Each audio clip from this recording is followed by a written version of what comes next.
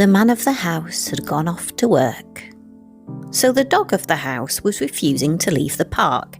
He was of the opinion that we should wait there for the man's return. Eventually he was mostly persuaded by me, the woman of the house, that our beloved would in fact return and that we were safe to go home, and I helped him work through his trauma. As promised, the man did indeed return that afternoon, and we headed to Foolow in Derbyshire for a well-earned walk. Both Yorkshire and Derbyshire are famous for their dry stone walls which divide up the landscape. These walls have no mortar holding them together. Stones of appropriate shape and size are carefully selected to fit together in the most secure way, using only gravity to anchor them together. Looking at these walls got me thinking about storytelling and the way I make my videos that I share with you.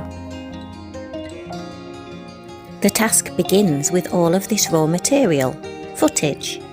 Then, using my experiences and discernment, piece by piece, I stack each uniquely shaped element together in order to create a much larger, fully formed and substantial construction. And that's how a video is born. In a way, stories are a bit like a kind of container for our culture, our ideas and our identity. But while containing what is within, walls can also be used to keep things out. Oral traditions and storytelling have been used as tools to guard against foolishness and danger for thousands of years to help keep communities safe, as well as to encourage and to nurture people on their path. Colby definitely prefers to have a wall between him and any cows. But one of my favourite things about both walls and stories is their ability to act as bridges, providing a direct way to share and to empathise with others. After all, we're all humans.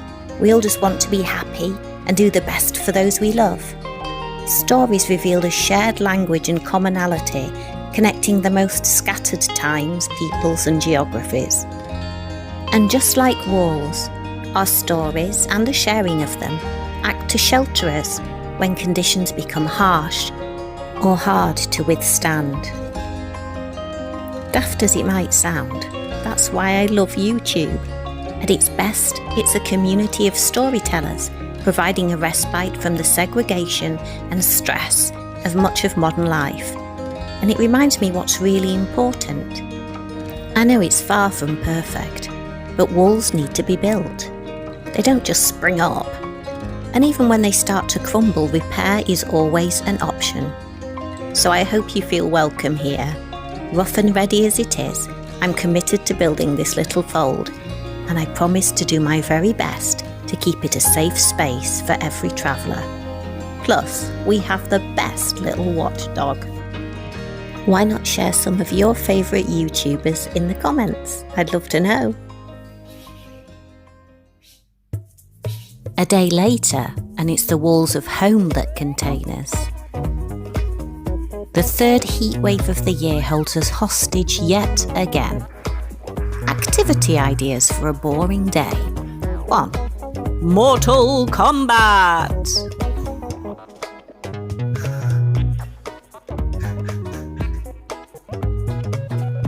2. A grooming session. That's the spot. Grooming time is over now.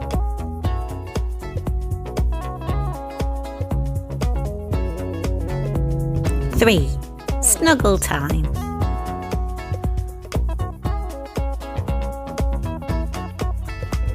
4. Food quest. Where's the food? 5. Resignation. 6. Investigation.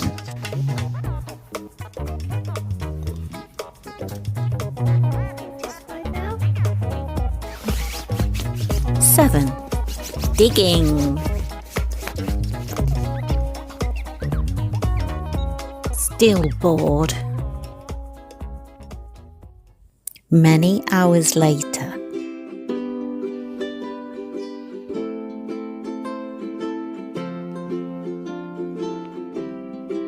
Very suspicious.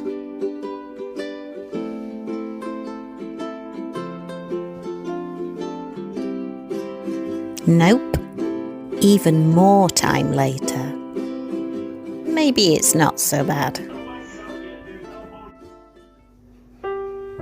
Day 2 of the heatwave. What do we do for entertainment?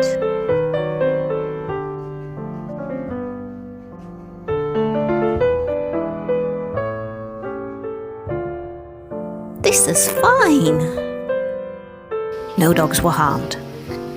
I was humiliated.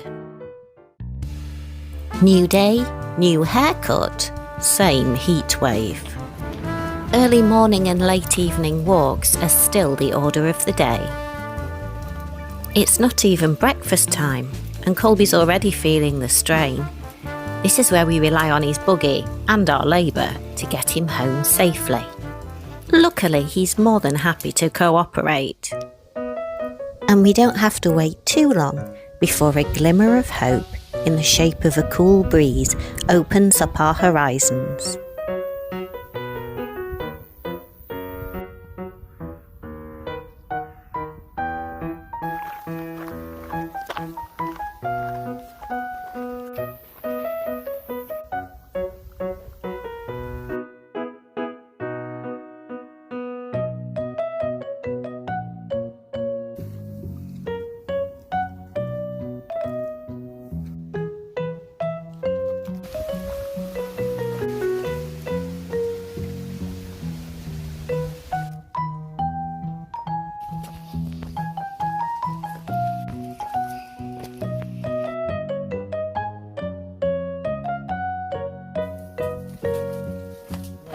And after a breath of fresh air, home doesn't feel so bad after all.